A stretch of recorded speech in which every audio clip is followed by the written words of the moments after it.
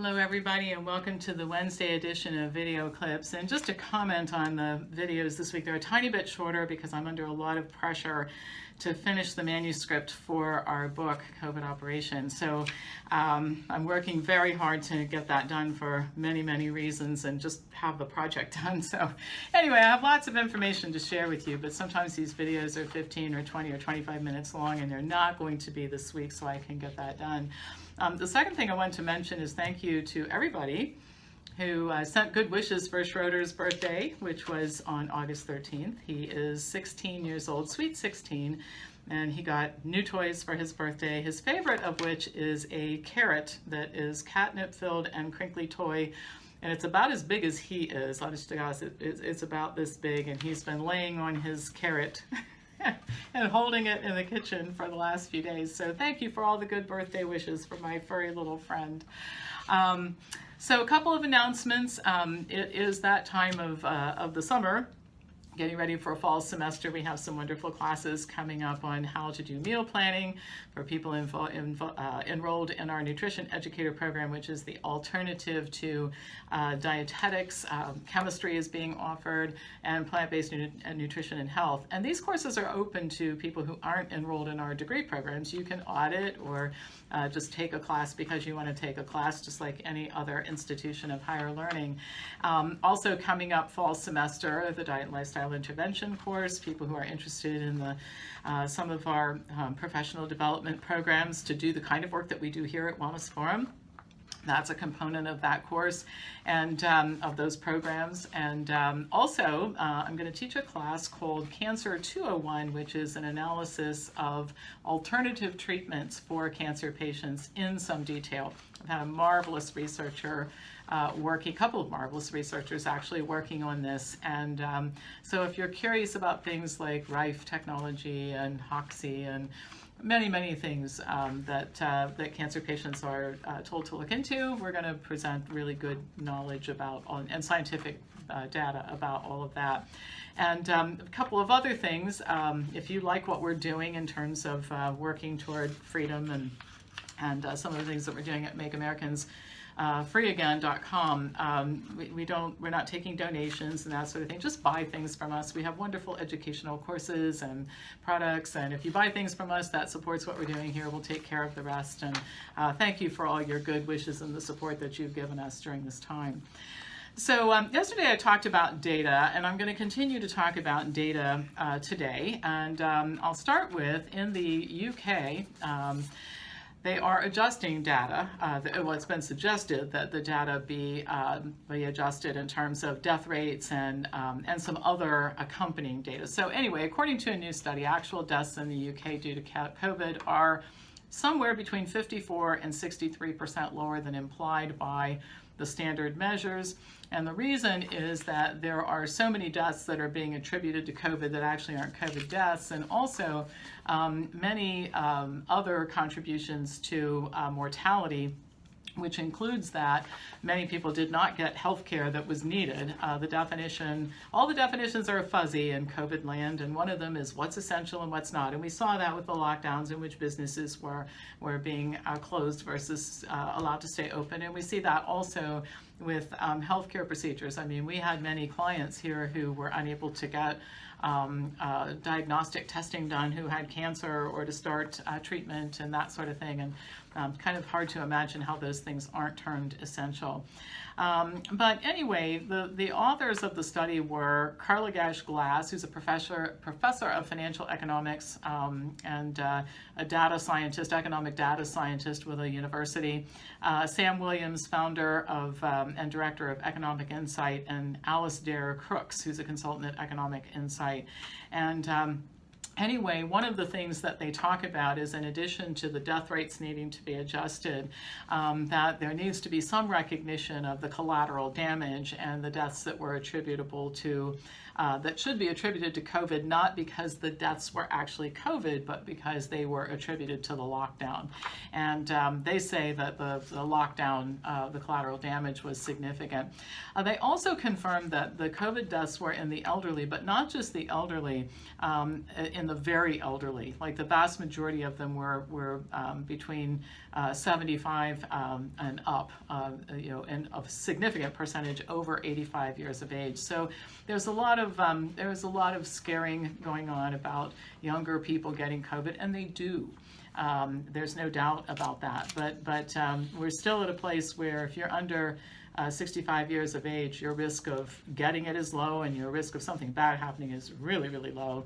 And so we need to put, again, I mentioned this yesterday, put these kinds of numbers in perspective. So these economists are recommending that the UK true up their numbers, and that's going on in many places in the world and in many states here in the United States. Speaking of which, Kansas Governor Laura Kelly was threatening to close down the economy again just a few days ago when the hospitalization rate was dropping and the mortality rate was dropping and had reached 0.6%, which is actually a lower mortality rate than seasonal flu. And also the threats were issued when new cases were declining for the second week in a row, almost 900 fewer cases for the week of August 3rd as compared to July 20th. So you might wonder, if everything is going down, why is the enforcement going up? And I think that's a fair question to ask. I don't have an answer for it, but I think it's one we should be asking. But even with all the aggressive testing that's going on in Kansas, as it is everywhere, the infection rate is still less than 1% of the population, 0.9%.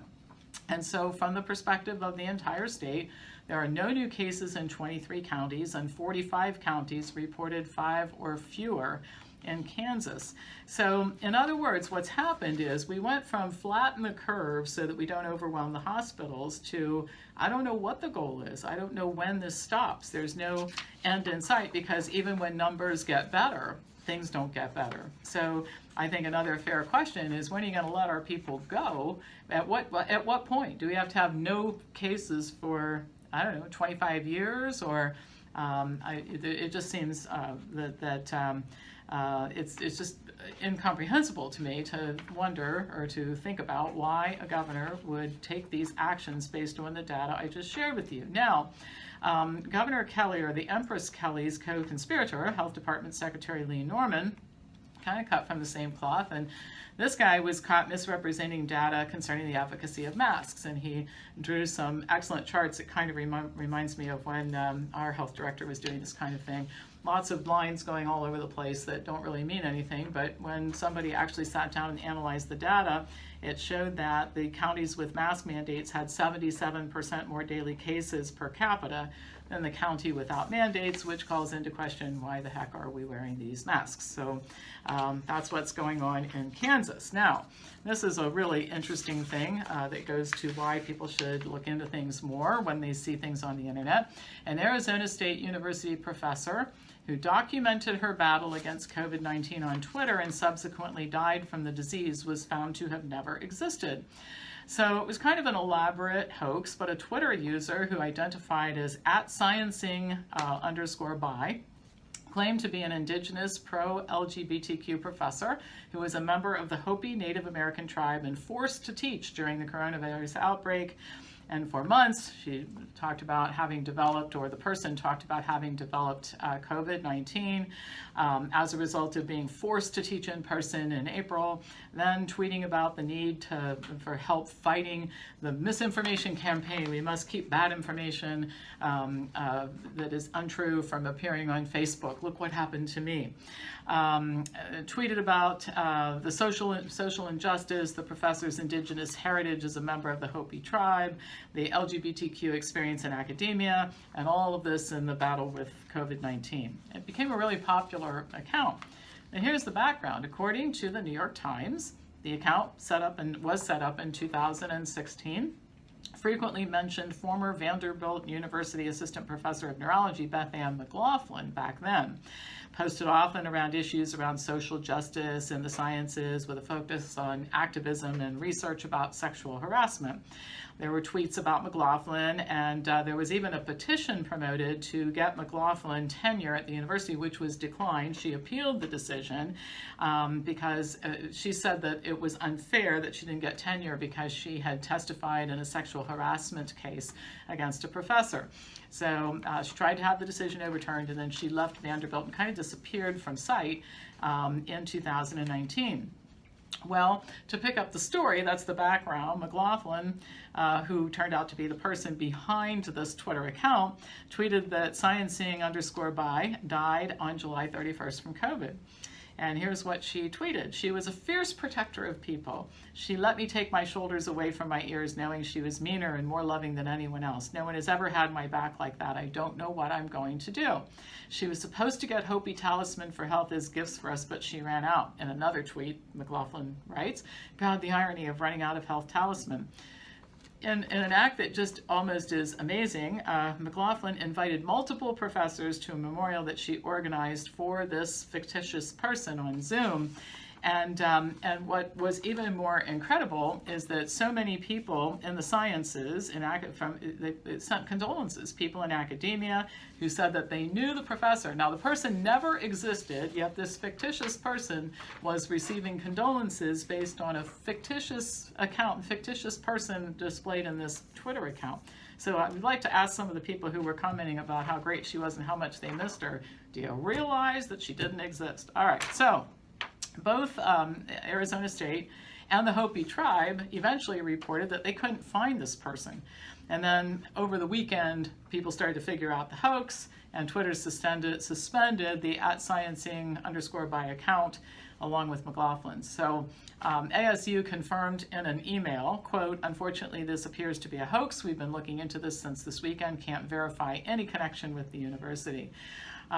So anyway, this just goes to show you what is being done to gin up fear and support and all kinds of things, and how easy it is to get people to buy into. I mean, I'm just astounded, first of all, that this person, I guess I'm not astounded that this person would make this up. People make stuff up all the time.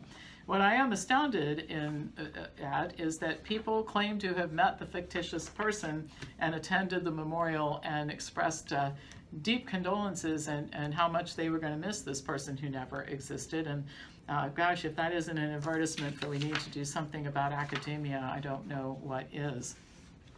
Last thing I'll cover today, I mentioned this briefly on Tuesday, but rumors have circulated for weeks about Ohioans who say that they were signed up to get a test, didn't get a test. And there's been no official confirmation of this, but at a fundraiser, our auditor, Keith Faber, spoke about it and said that his office had at that time verified 5 actual cases, and asked everybody to share on social media what he had found. And there is a tip line where you can register your personal experience. I would advise everybody all over the country to check with your state auditor's website. I'm told that other states are doing the same thing. And it's firsthand accounts. In other words, please don't go to any of these websites and say my cousin's best friend's coworker said this has to be, this happened to me, and I'm willing to put my name and my contact information and attest to the fact that it happened. So Ohio has one set up. I'm told that other states are doing the same thing. So do check into this with your own state and see if there is a place to report this kind of misbehavior so we can get to the bottom of it.